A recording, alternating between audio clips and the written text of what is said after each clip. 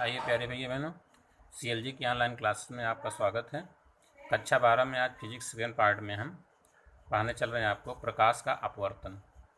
प्यारे भैया बहनों, हम आपको इस वीडियो में प्रकाश का अपवर्तन पूरी तरह से समझाने का प्रयास करेंगे और इसका पीडीएफ आपको साथ में सेंड कर देंगे।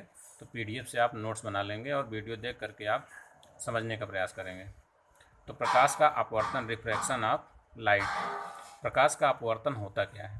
देखिए, प्रकाश का परावर्तन होता है जब प्रकाश एक ही माध्यम में होते हुए किसी तल से टकरा करके पुनः उसी माध्यम में वापस आ जाती है, तो प्रकाश का परावर्तन होता है।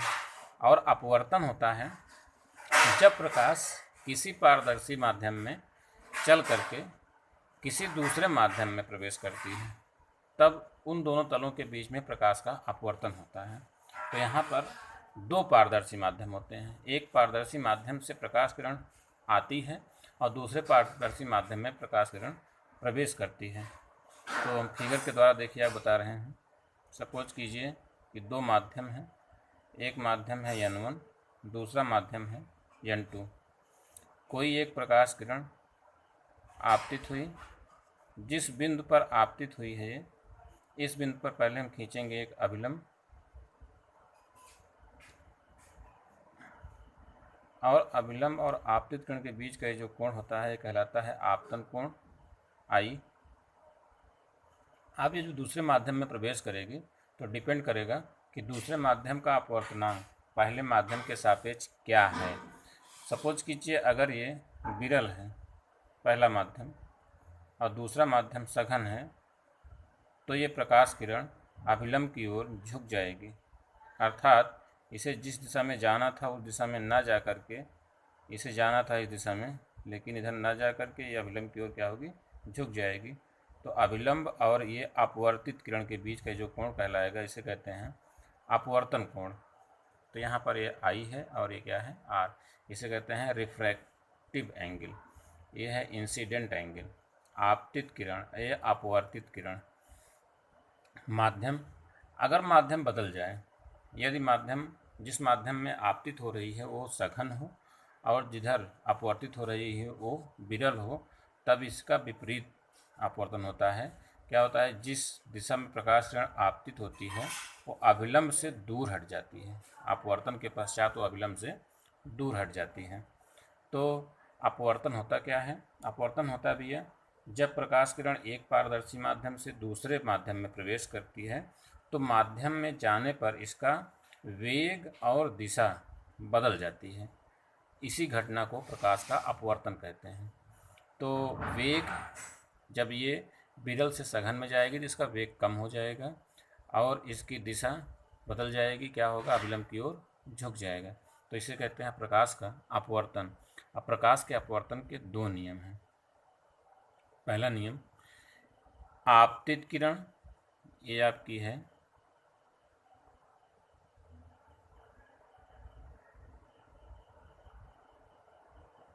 आपतित किरण, और अपवर्तित किरण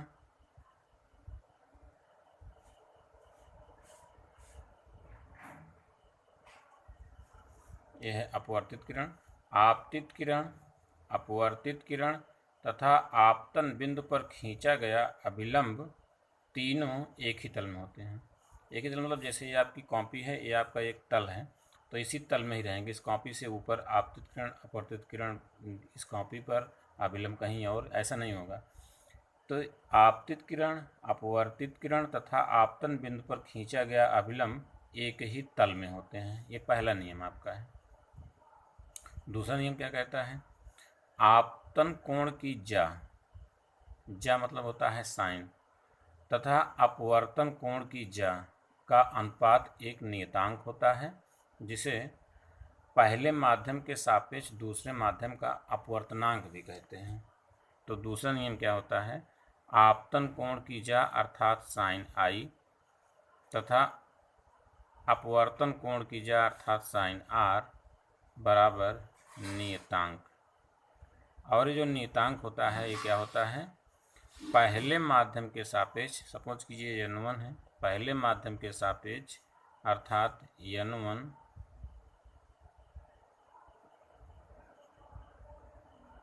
पहले माध्यम के सापेक्ष दूसरे माध्यम का अपवर्तनांक, तो दूसरे माध्यम का अपवर्तनांक n2 है और पहला माध्यम n1 है, तो पहले माध्यम के सापेक्ष दूसरे माध्यम का अपवर्तनांक 1n2 लिखा जाता है। इसे हम ऐसे लिख सकते हैं n2/n1।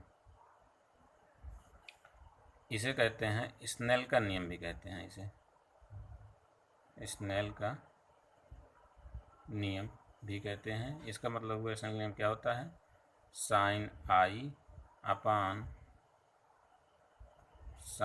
r = 1n2। ये है आपका प्रकाश का अपवर्तन।